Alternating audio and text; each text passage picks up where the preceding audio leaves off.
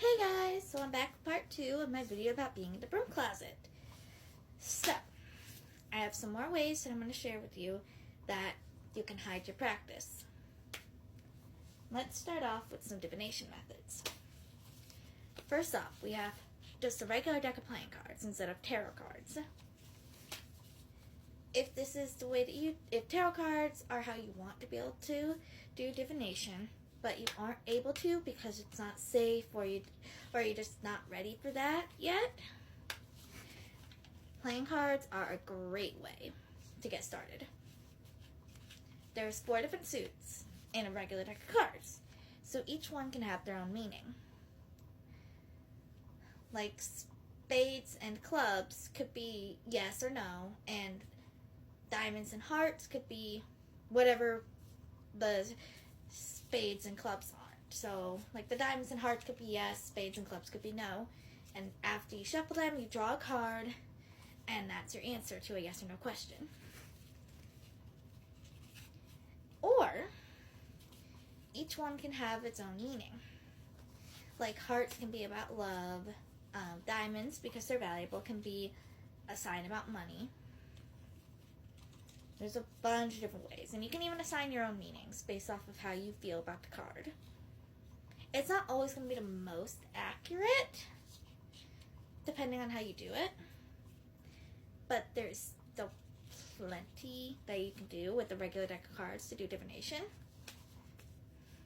And this one right here is just a plain, regular, like casino played card that I had lying around. Super easy to get your hands on. You can find the deck of cards at pretty much any store. Another honorable mention for divination is bibliomancy. I think that's what it's called.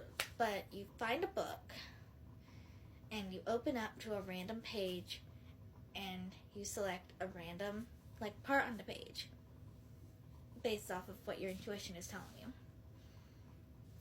And it can give you messages about what you need to hear at that moment. It might not always be the most specific, but it can be a good place to start your research or asking other questions. Another way is using a necklace as a pendulum.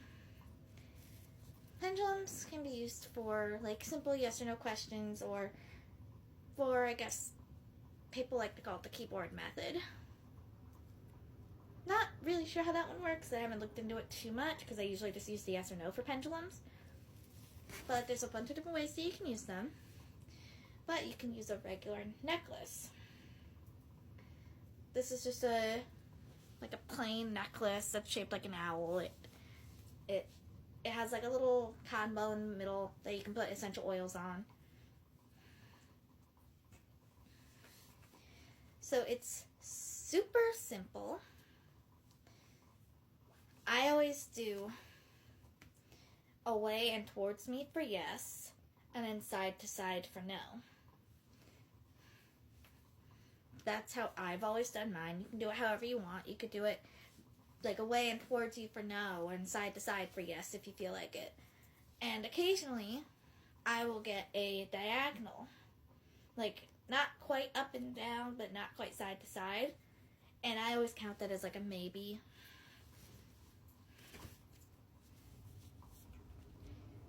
So there's a lot of different ways that you can interpret that, but you should be clear with what the answers mean when you ask the question. And make sure that whatever deity or force that you're asking the question knows what each response means. Another way that you can hide your practice is having a hidden altar. See, from the back, and when it's closed, it just looks like a regular glasses case. But on the inside, I have an altar. This one is specifically to St. Michael, I haven't worked with him too much, so his altar is really small right now. I mean, altars don't have to be big to begin with, but it's super easy to make a little travel altar like this. If you happen to have like an empty glasses case or like an empty first aid kit, which I actually have for Poseidon. I have an empty mini first aid kit that I painted and decorated for him. You don't have to even paint or decorate it. You can decorate the inside, and just looking at it from the outside, nobody would ever know. Another good thing that you can have if you're hiding your practice is like body sprays or perfumes that are, or like colognes that are dedicated to specific deities.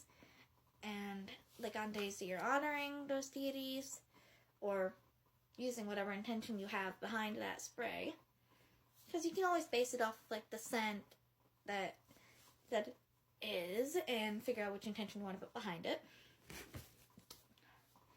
So I have this Skulls and Roses one by Ed Hardy, and it smells so good. It's dedicated to Persephone and Hades. I keep that on their little altar. So it's like a super simple way that you can just go about your day and have like a reminder of them like along with you.